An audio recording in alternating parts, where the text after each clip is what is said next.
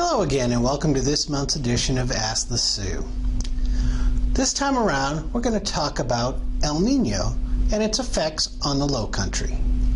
Let's first talk a little bit about the origins of the term El Nino. For many years, coastal residents of the equatorial Pacific country of Peru had noticed a strange feature of the eastern Pacific Ocean waters that border their homeland. This region of tropical, yet still relatively cool waters is host to one of the world's most productive fisheries, especially for anchovies.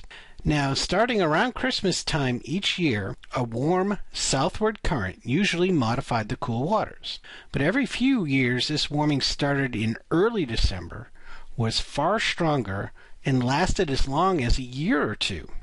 Torrential rains would fall on the desert, and as one early observer put it, the desert becomes a garden. Tropical life invades areas that were arid and dry and could not sustain them in the past. Now, while that was good for desert farming, that same current shut off the deeper, cooler waters that were crucial to sustaining the anchovy population. Therefore, the fishermen lost their main source of income.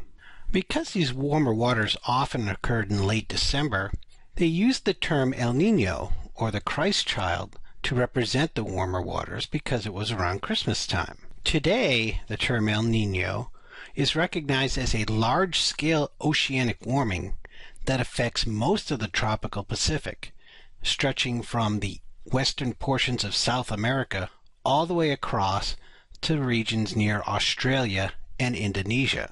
These warmer waters have a corresponding effect on the atmosphere, which can change weather patterns across the entire globe. One specific way that we track the atmospheric effects of these warming ocean waters is through the Southern Oscillation. The Southern Oscillation compares atmospheric pressure readings from Tahiti and Darwin. The atmospheric pressure difference between these two locations correlate very well with changes in ocean sea surface temperature in the tropical Pacific, as can be shown on this graph. This index can then be used as a proxy to determine the potential for large-scale weather changes across the globe. So the next question to ask is, will we have an El Nino this summer, fall, or winter? On April 10th, the Climate Prediction Center said there was a better than 50% chance of an El Nino by this summer, increasing to a 66% chance by December for the upcoming winter. So why do they think the chances are so high of an El Nino developing later this year? Well, there are several reasons, but the biggest reason is what's going on underneath the sea surface in the equatorial Pacific right now.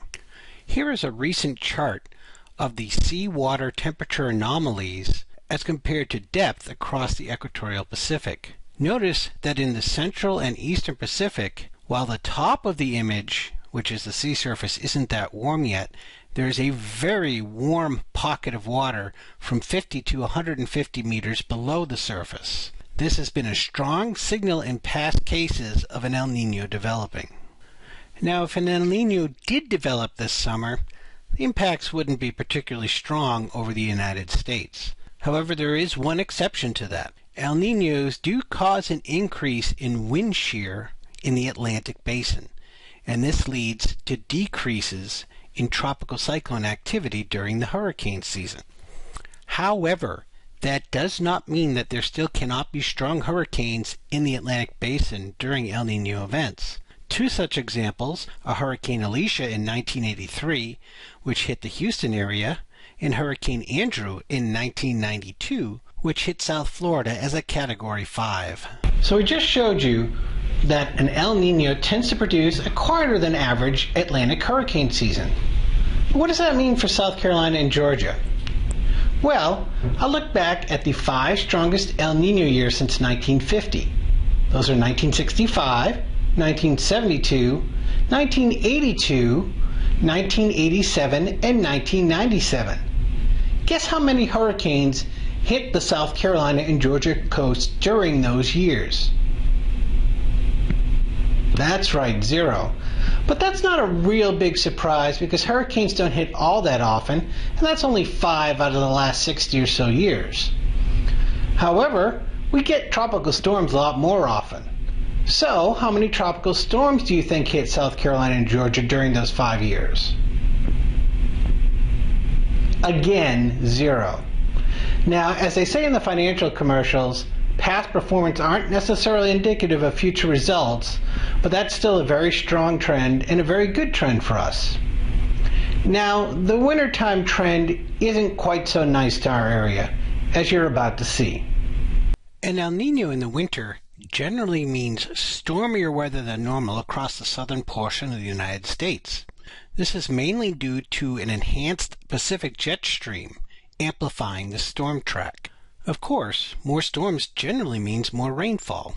If we look at this chart, we'll find out that's true. This graph compares rainfall during the months of December through April from the 5 strongest El Nino events compared to normal. During these El Nino events, rainfall is much above normal, and in some cases, almost double normal. And remember, that's only an average. Some years are even higher than that. We tend to be colder during El Nino winters as well, as can be shown in this chart, with the average temperatures below normal all winter long. Of course, when you mention cold and winter in the same sentence in this part of the country, the first question out of many people's mouths is, will it snow more? Well, there's no guarantee that we would get more snow just because we're in an El Nino. We do have more storms, but the cold air may not necessarily be there. However, if we combine a more active storm track due to El Nino from the south and add in some cold air, maybe from the polar vortex to the north, then we can get snow. Probably the most recent snowstorm of import in the Lowcountry was in February of 2010, and one of the biggest snowstorms on record in southern South Carolina occurred in February of 1973. Both of these storms occurred during El Nino winters. So while El Nino is not directly responsible for more snow, it can be a contributor. Thanks for joining us, and please stay safe during this severe weather season.